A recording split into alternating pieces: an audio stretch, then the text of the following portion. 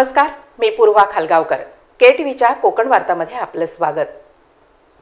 पाहूया आजच्या ठळक घडामोडी.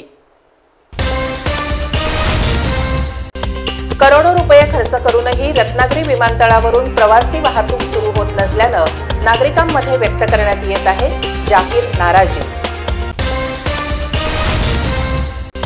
अखेर बंद अवस्थेत असलेल्या रत्नागिरी येथील हायटेक एसटी स्टँडच्या कामाला झाली सुरुवात.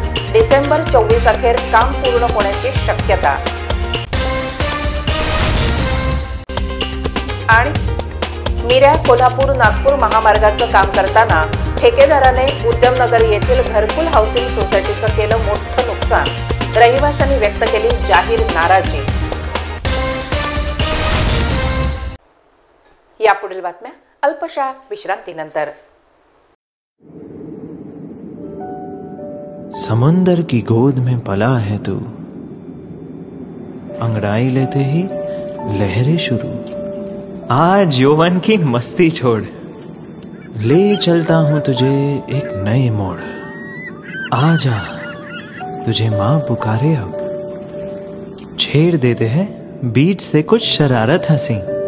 गले लगा ले उसे ए फकीर, इंतजार कर रहा है तेरा तो. चल दे देते हैं उसे फसल की खूबसूरती तो. आजा तुझे मां पुकारे अब, मीलों आगे चलना है हमें. सिर्फ फसल नहीं तेरे स्पर्श की चाह में बैठे हैं शहरों में भी कहीं.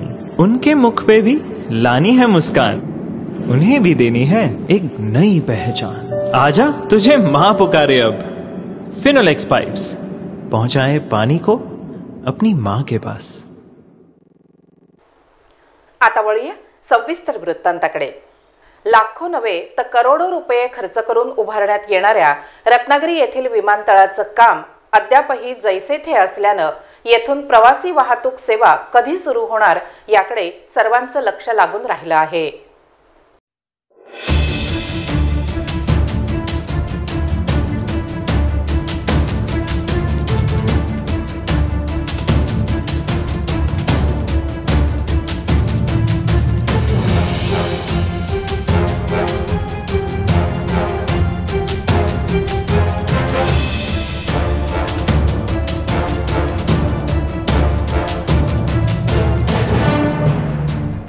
रत्नागिरीच्या नंतरच सिंधुदुर्ग जिल्ह्यात विमानसेवा सुरू झाली. परंतु 10 ते 15 वर्ष उलटूनही रत्नागिरी विमानतळावरून मात्र अद्यापही प्रवासी वाहतूक सुरू होत नसल्यानं रत्नागिरीकरांमधून नाराजीचे सूर उमटू लागले आहेत.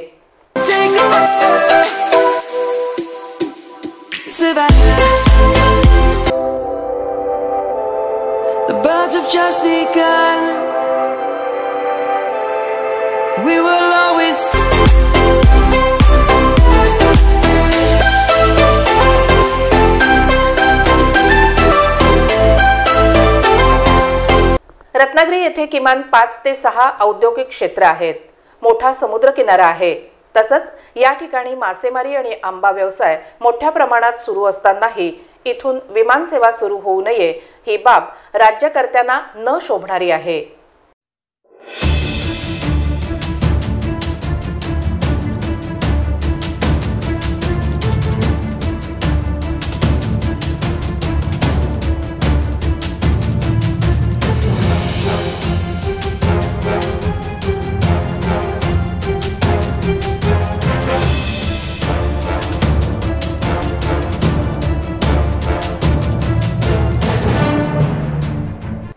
रत्नागिरी विमानतळ कोस्टगार्डच्या ताब्यात देण्यात आलं आहे.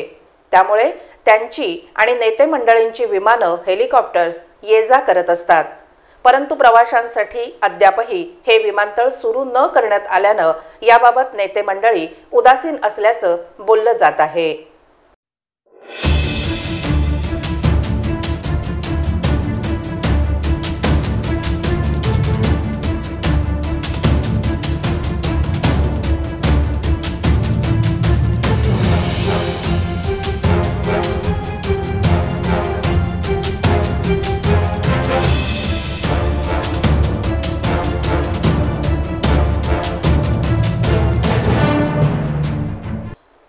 गेल्या काही वर्षांपासून बंद अवस्थेत असलेल्या रत्नागिरी येथील हायटेक एसटी स्टँडचं काम आता सुरू झालं असल्यानं ते लवकरच पूर्ण होईल असा विश्वास एसटी महामंडळाकडून व्यक्त करण्यात येत आहे।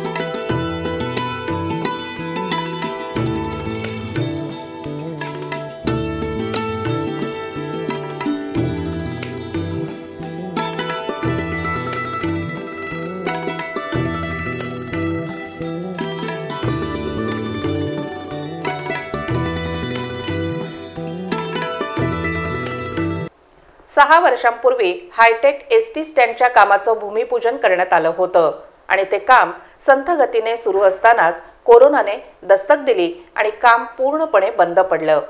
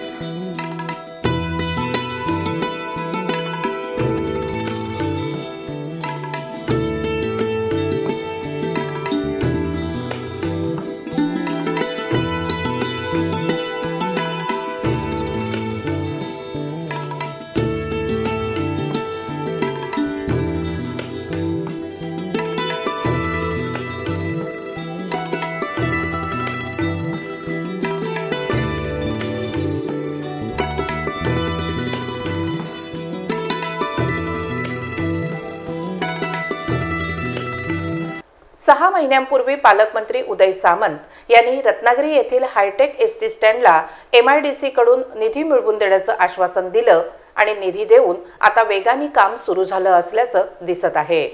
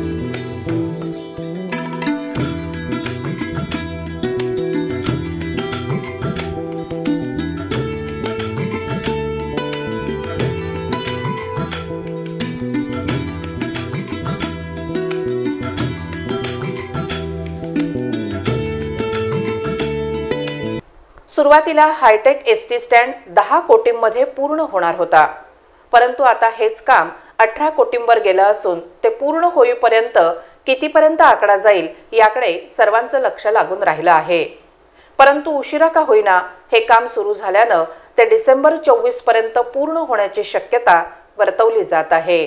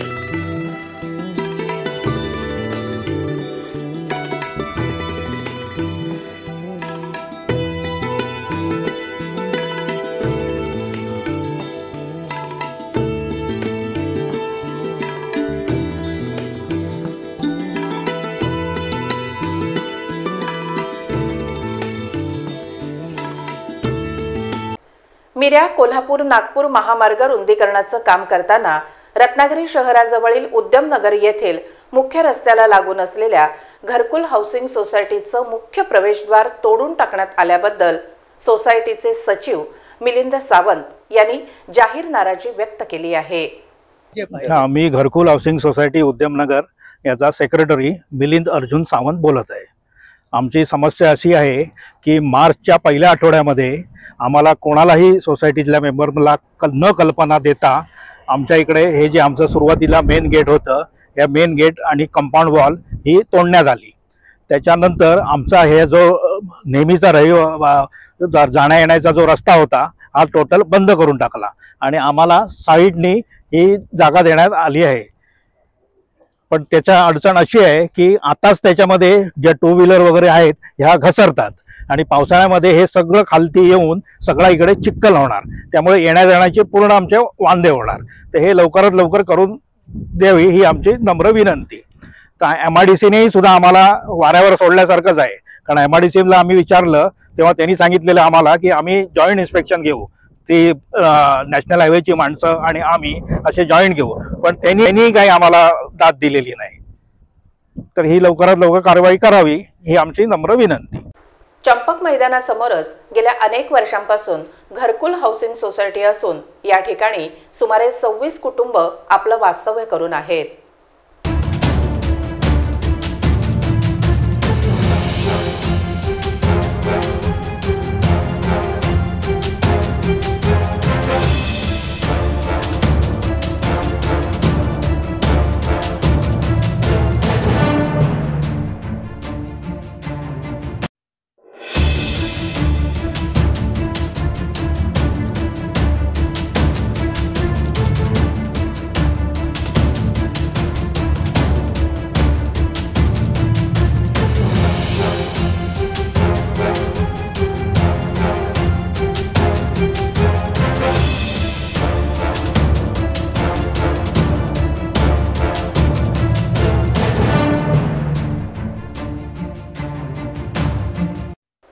या घरकुल सोसायटीला शिरगाव ग्रामपंचायतीने गटाराची सुविधा उपलब्ध करून दिली होती, मात्र आता ती रस्त्याच्या कामात पूर्णपणे बुजल्यामुळे येथील रहिवाशांना त्याचा मोठा त्रास होणार असल्याचं सुधाकर माजलेकर यांनी यावेळी सांगितलं।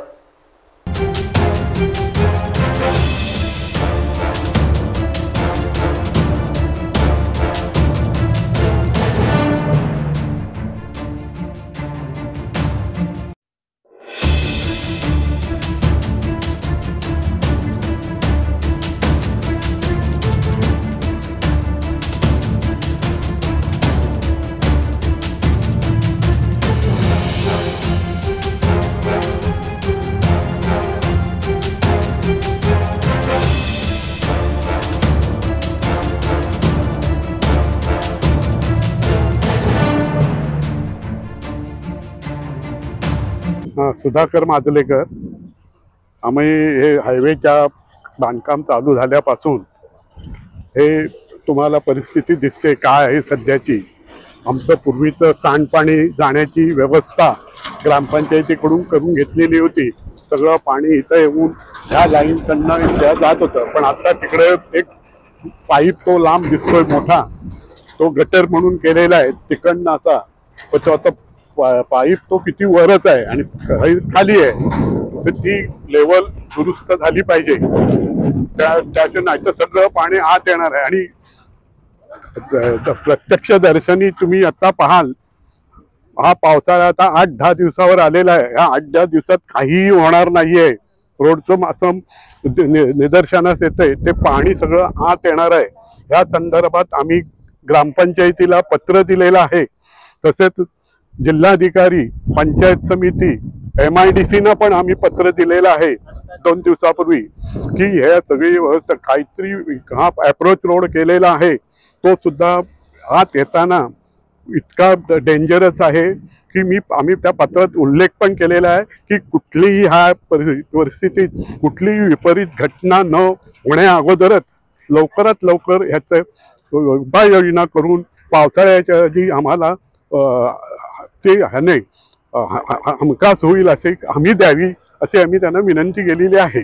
तरी लवकरात लवकर हा मार्ग मोकळा व्हावा, आमचा प्रवेशद्वार पण इथनंच व्हावं अशी आमची हीच आहे. ते वळण घेऊन इकडनं यायला तर, आणि आता लाईट हा प्रकार नाहीये इथे, हे फक्त आवारात आहे, रोडला लाईट नाहीये. त्यामुळे रात्रीचं 7 नंतर इथं येणं म्हणजे मुश्किल होतंय. आत्ता पाऊस नसताना मग पावसाळ्यात काय होणार आहे ही परिस्थिती सगळी समजून घेऊन मानवी हक्काचं हे संरक्षण करून लवकरात लवकर हे आम्हाला द्यावं ही आमची विनंती आहे सर्व गव्हर्नमेंट माणसांना, MIDCला आणि ह्या सर्वांना.